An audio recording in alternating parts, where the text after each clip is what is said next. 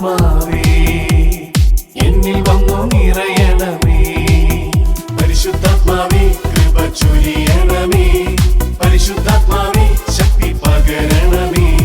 പരിശുദ്ധാത്മാവേ കൃപ ചൊരിയണമേ. പരിശുദ്ധാത്മാവേ ശക്തി പകരണമേ. പരിശുദ്ധ പരമ ദിവ്യകാരുണ്യത്തിന് എന്നേരവും ആരാധനയും സ്തുതിയും പുകഴ്ചയും ഉണ്ടായിരിക്കട്ടെ. എഴുന്നേറ്റ് നിൽക്കാവുന്നവരാണെങ്കിൽ എഴുന്നേറ്റ് നിൽക്കുക. ദിവ്യകാരുണ്യത്തിന് മുമ്പിലാണ് നമ്മൾ. ദൈവത്തെ ആരാധിക്കുവാൻ, ദൈവത്തിൻ്റെ കരുണയ്ക്ക് വേണ്ടി പ്രാർത്ഥിക്കുവാൻ നമ്മൾ ഒരുമിച്ച് കൂടിയവരാണ്. ദിവ്യകാരുണ്യനാഥൻ പിതാവായ ദൈവത്തിൻ്റെ കാരുണ്യത്തെ ഉറക്കെ പ്രഖ്യാപിച്ച വ്യക്തിയാണ്. യേശുവിനെ അടുത്തറിഞ്ഞ, രുചിച്ചറിഞ്ഞ എല്ലാവരും ഒരുപോലെ പറഞ്ഞൊരു കാര്യമാണ്, ദൈവം കാരുണ്യവാനാണ്. ഈശോയുടെ മുമ്പിൽ നിൽക്കുമ്പോൾ നമുക്ക് ആവശ്യമായ കരുണ ലഭിക്കും. നമ്മുടെ കുടുംബത്തിനും ലോകം മുഴുവനും ആവശ്യമായിട്ടുള്ള കരുണ ലഭിക്കും. ആ വിശ്വാസത്തോടും ബോധ്യത്തോടും കൂടെ നമുക്ക് പ്രാർത്ഥിക്കാം. ദൈവത്തിൻ്റെ കരുണയെ ധ്യാനിച്ചും ദൈവത്തിൻ്റെ കരുണയ്ക്കായി പ്രാർത്ഥിച്ചും നമ്മൾ ചിലവഴിക്കുന്ന ഈ മണിക്കൂറിൽ കർത്താവിൻ്റെ അളവറ്റ കൃപ നമ്മളിലേക്കും ലോകം മുഴുവനിലേക്കും ഒഴുകി വരുവാൻ ആഗ്രഹിച്ചുകൊണ്ട് അല്പസമയം സ്വതന്ത്രമായിട്ട് ദൈവത്തെ നമുക്കൊന്ന് സ്തുതിക്കാം. യേശുവേ നന്ദി, ഹല്ലേലൂയ, ഹല്ലേലൂയ. കർത്താവെ, ഞങ്ങൾ ഉയർന്നങ്ങയെ സ്തുതിക്കുകയും ആരാധിക്കുകയും ചെയ്യുന്നു. അവിടുത്തെ കാരുണ്യത്തെ ധ്യാനിച്ചുകൊണ്ട് ഞങ്ങളങ്ങയെ സ്തുതിച്ച് മഹത്വപ്പെടുത്തുന്നു. കർത്താവെ, ഞങ്ങളെ അഭിഷേകം ചെയ്യണമേ. ഞങ്ങളെല്ലാവരെയും അവിടുത്തെ കാരുണ്യം കൊണ്ട് നിറയ്ക്കണമേ എന്ന് പ്രാർത്ഥിക്കുന്നു. Hallelujah, hallelujah, hallelujah. യേശുവേ നന്ദി, യേശുവേ നന്ദി. ഈ മണിക്കൂറിൻ്റെ അനുഗ്രഹം യാചിച്ച് നമുക്ക് പ്രാർത്ഥിക്കാം. ഈശോയുടെ തിരുഹൃദയത്തിൽ നിന്ന് ഞങ്ങൾക്ക് കാരുണ്യ സ്രോതസ്സായി ഒഴുകിയിറങ്ങിയ തിരുരക്തമേ, തിരുജലമേ, ഞങ്ങൾ അങ്ങിൽ ശരണപ്പെടുന്നു. ഈശോയുടെ തിരുഹൃദയത്തിൽ നിന്ന് ഞങ്ങൾക്ക് കാരുണ്യ സ്രോതസ്സായി ഒഴുകിയിറങ്ങിയ തിരുരക്തമേ, തിരുജലമേ, ഞങ്ങൾ അങ്ങിൽ ശരണപ്പെടുന്നു. ഈശോയുടെ തിരുഹൃദയത്തിൽ നിന്ന് ഞങ്ങൾക്ക് കാരുണ്യ സ്രോതസ്സായി ഒഴുകിയിറങ്ങിയ തിരുരക്തമേ, തിരുജലമേ, ഞങ്ങൾ അങ്ങിൽ ശരണപ്പെടുന്നു. സംസ്ഥാനങ്ങളിരിക്കാം. ദൈവത്തിൻ്റെ കരുണയെക്കുറിച്ച് അറിയുവാൻ, പഠിക്കുവാൻ നമുക്ക് ഏറ്റവും സഹായമാകുന്നത് ദൈവവചനം തന്നെയാണ്. നമുക്കറിയാം, ദൈവവചനത്തെക്കുറിച്ച് കത്തോലിക്ക സഭയുടെ മതബോധന ഗ്രന്ഥം പഠിപ്പിക്കുന്നത് ഇങ്ങനെയാണ്. അതിൻ്റെ 124 പാരഗ്രാഫിൽ പറയപ്പെട്ടിരിക്കുന്നത്, ദൈവത്തിൻ്റെ വചനം ദൈവത്തിൻ്റെ സ്വരമാണ്. ആ ദൈവത്തിൻ്റെ സ്വരത്തിൻ്റെ ഒരു പ്രത്യേകത, നമ്മുടെ ആത്മാവിനെ രക്ഷിക്കാൻ പോലും ഈ സ്വരത്തിന് പറ്റും. Word of God is the power of God that can save your soul. അങ്ങനെയാണ് ഇംഗ്ലീഷ് ട്രാൻസ്ലേഷനിൽ കൊടുത്തിരിക്കുന്നത്. അതുകൊണ്ട് തന്നെ നമുക്ക് ദൈവവചനം നമ്മെ പഠിപ്പിക്കുന്നത് സത്യമാണ്. വചനത്തിൽ പതിരില്ല. നമുക്ക് വചനത്തിൽ എന്തെങ്കിലും മിസ്റ്റേക്ക് ഉണ്ടെന്നൊക്കെ തോന്നിയാൽ തോന്നലാണ്, അത് ശരിയല്ല. ആ വചനം നമ്മൾ മനസ്സിലാക്കിയതിൽ വന്ന മിസ്റ്റേക്കേ ഉള്ളൂ, അല്ലാതെ ദൈവവചനത്തിൽ മിസ്റ്റേക്കില്ല. അതുകൊണ്ട് തന്നെ വചനം എന്താണ് നമ്മളെ പഠിപ്പിക്കുക, പ്രത്യേകിച്ച് ഈ ദൈവത്തിൻ്റെ കരുണയെക്കുറിച്ച് പഠിപ്പിക്കുന്ന ഏതാനും വചനഭാഗങ്ങൾ നമ്മുടെ മനസ്സിലേക്ക് നമുക്ക് ഏറ്റെടുക്കാം. അതിലൂടെ നമുക്ക് ഈ കരുണയുടെ അഭിഷേകം പ്രാപിക്കേണ്ടതിന് പ്രാർത്ഥിച്ചൊരുങ്ങാൻ അത് നമ്മെ സഹായിക്കുകയും ചെയ്യും. നമുക്കെടുക്കാവുന്ന ഒരു വചനം, പുറപ്പാട് പുസ്തകം 34-6 വചനം. ഒരുപക്ഷെ നമുക്ക് സുപരിചിതമായിരിക്കാം, അല്ലായിരിക്കാം. ഇത് നമ്മൾ സുപരിചിതമാകണം ഈ വചനം. പുറപ്പാട് പുസ്തകം 34-6 വചനം. ഒരുപാട് കാര്യങ്ങൾ അവിടെ കോർത്തിണക്കി പറഞ്ഞിരിക്കുന്നത് നമുക്ക് കാണാൻ പറ്റും. കർത്താവ് കാരുണ്യവാനും കൃപാനിധിയുമായ ദൈവം. നമ്മുടെ ദൈവം കാരുണ്യവാനാണ്, കൃപാനിധിയാണ്. തെറ്റുകളും കുറ്റങ്ങളും പാപങ്ങളും ക്ഷമിച്ച് ആയിരങ്ങളോട് കരുണ കാണിക്കുന്ന ദൈവമാണ് നമ്മുടെ ദൈവം. പിതാവായ ദൈവത്തെക്കുറിച്ച് നമുക്ക് മനസ്സിലാക്കാൻ, പുത്രനായ യേശുവിനെക്കുറിച്ച് നമുക്ക് മനസ്സിലാക്കാൻ നമ്മളെ സഹായിക്കുന്ന ഒരു സുപ്രധാന വചനം എന്ന് നമുക്ക് പറയാൻ പറ്റും. പുറപ്പാട് പുസ്തകം 34-6 വചനം. ഇതിലൂടെ തന്നെ നമ്മുടെ ദൈവം കാരുണ്യവാനാണ്. ആ ദൈവത്തെ വിളിച്ചപേക്ഷിക്കുന്നവർക്ക് കരുണ ലഭിക്കും എന്നുള്ളത് നമുക്ക് ഉറപ്പിക്കാവുന്ന ഒരു കാര്യമാണ്. ഇതുപോലെ നമുക്ക് ദൈവകരുണയെക്കുറിച്ച് നമ്മളെ പഠിപ്പിക്കുന്ന മറ്റൊരു വചനമാണ് 2 മക്കബായർ 1:24. 2 മക്കബായർ 1:24. അവിടെയും പറയപ്പെട്ടിരിക്കുന്നത്, കർത്താവ് സകലത്തിൻ്റെയും സൃഷ്ടാവും ഏകരാജാവും ദയാലുവും ഭീതികരനും ബലവാനും നീതിമാനും കാരുണ്യവാനുമാണ്. ഇതുമാത്രം കാര്യങ്ങളാണ് നമ്മുടെ ദൈവത്തെക്കുറിച്ച് പറഞ്ഞിരിക്കുക. നമ്മുടെ ദൈവം ആരാണ്? അതിലെ വളരെ പ്രധാനപ്പെട്ട ഒരു കാര്യമാണ് കാരുണ്യവാനായ ദൈവം എന്ന് പറഞ്ഞിരിക്കുന്നത്. അതോടൊപ്പം ഈ ദൈവത്തിൻ്റെ ഈ ഗുണങ്ങളെക്കുറിച്ച് നമ്മൾ ധ്യാനിക്കുകയാണെങ്കിൽ നമ്മൾ ദൈവത്തെ സ്നേഹിക്കും. ദൈവവുമായിട്ട് ഒരു പ്രണയബന്ധത്തിലെത്താൻ നമ്മൾ ആഗ്രഹിക്കുകയും ചെയ്യും. കാരണം അത്രമാത്രം നന്മകൾ നിറഞ്ഞൊരു വ്യക്തി, സകലത്തിൻ്റെയും സൃഷ്ടാവായ ദൈവം, ഏക രാജാവും ദയാലുവും ഭീതികരനും ബലവാനും നീതിമാനും ഒപ്പം കാരുണ്യവാനായ ദൈവം. ഈ ദൈവത്തെ അറിഞ്ഞ് ആ ദൈവത്തിൻ്റെ സ്നേഹത്തിൽ വസിക്കാനുള്ള ഒരു താല്പര്യം നമ്മുടെ ഭാഗത്തു നിന്ന് വരുന്നത് എപ്പോഴും നല്ലതാണ്. ഇതുപോലെ പ്രധാനപ്പെട്ടൊരു വചനം, ദൈവത്തെക്കുറിച്ച്, ദൈവത്തിൻ്റെ കരുണയെക്കുറിച്ച് നമ്മളെ പഠിപ്പിക്കുന്ന ഒരു വചനമാണ് യോനായുടെ പുസ്തകം വായിക്കുമ്പോൾ. യോനാ പ്രവാചകൻ, അദ്ദേഹത്തിൻ്റെ വാക്കുകൾ ശ്രദ്ധിക്കുന്നത് നല്ലതാണ്. 4-ാം അധ്യായത്തിൻ്റെ 2-ാമത്തെ വചനം. അവിടെയും ഒരു ലിസ്റ്റ് പോലെയാണ് നൽകപ്പെട്ടിരിക്കുന്നത് ദൈവത്തിൻ്റെ നന്മകളെ പ്രകീർത്തിച്ചുകൊണ്ട്. യോനായുടെ പുസ്തകം 4-ന്റെ 2-ാമത്തെ വചനം. ദൈവമേ, അങ്ങ് ദയാലുവും കാരുണ്യവാനും ക്ഷമാശീലനും സ്നേഹനിധിയുമാണ്.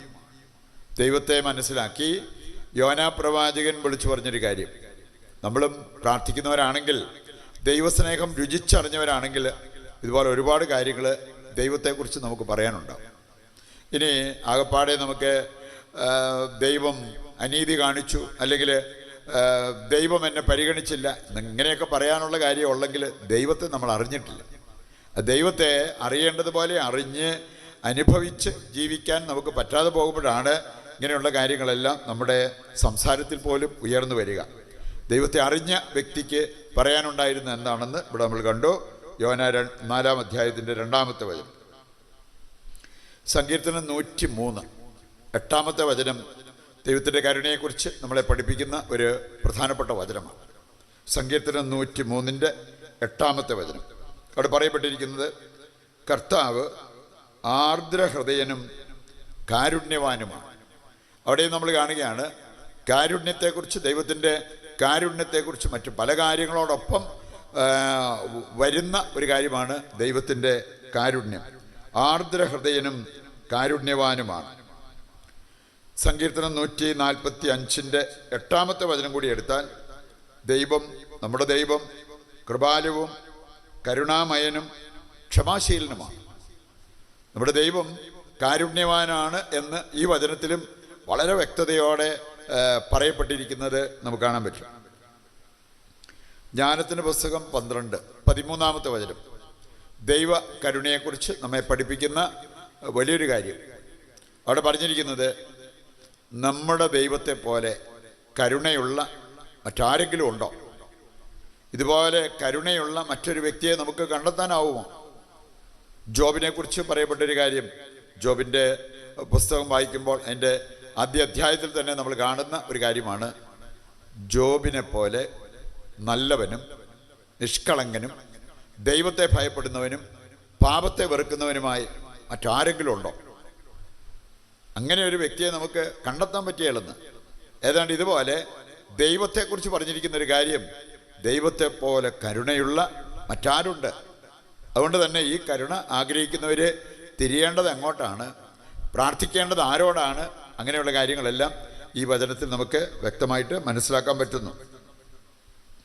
2 ദിനവൃത്താന്തം 36 5-ാമത്തെ വചനം മറ്റൊരു പ്രധാനപ്പെട്ട വചനമാണ്. 2 ദിനവൃത്താന്തം 36-ന്റെ 15-ാമത്തെ വചനം.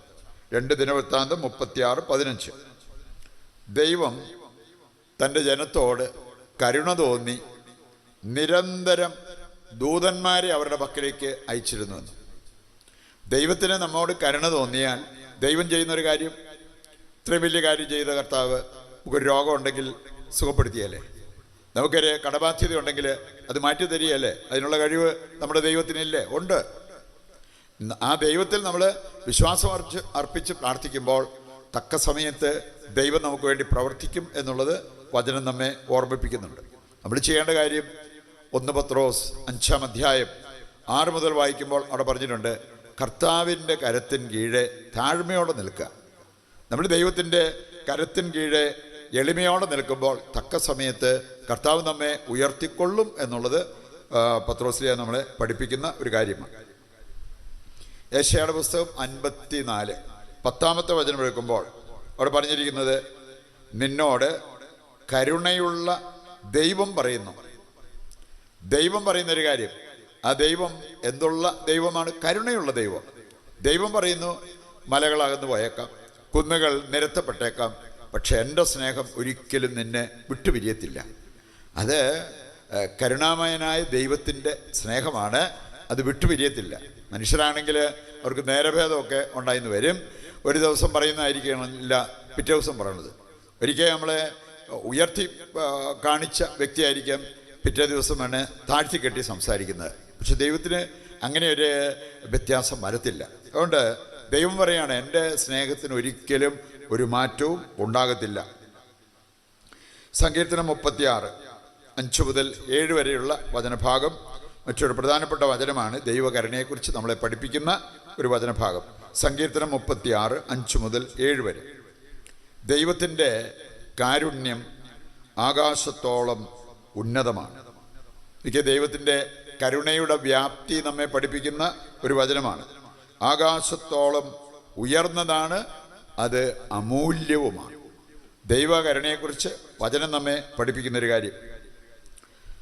പുറപ്പാട് പുസ്തകം 20-ാമത്തെ വചനം എടുത്താൽ, ഈ കൽപ്പന സ്വീകരിക്കാൻ നമ്മളെ ഏറ്റവും കൂടുതൽ സഹായിക്കുന്ന ഒരു കാര്യം ഇവിടെ പറഞ്ഞിരിക്കുന്നത് കാണാൻ പറ്റും.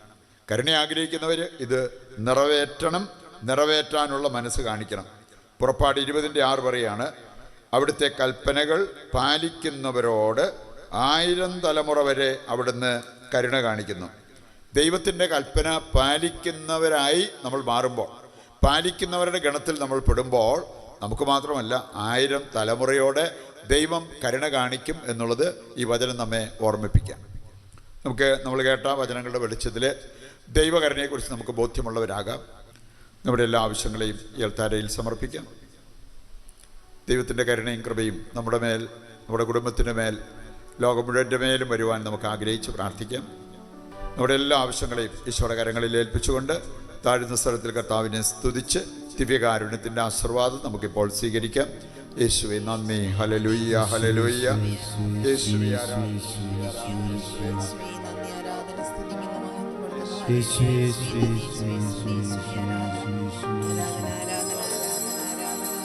ആരാധന,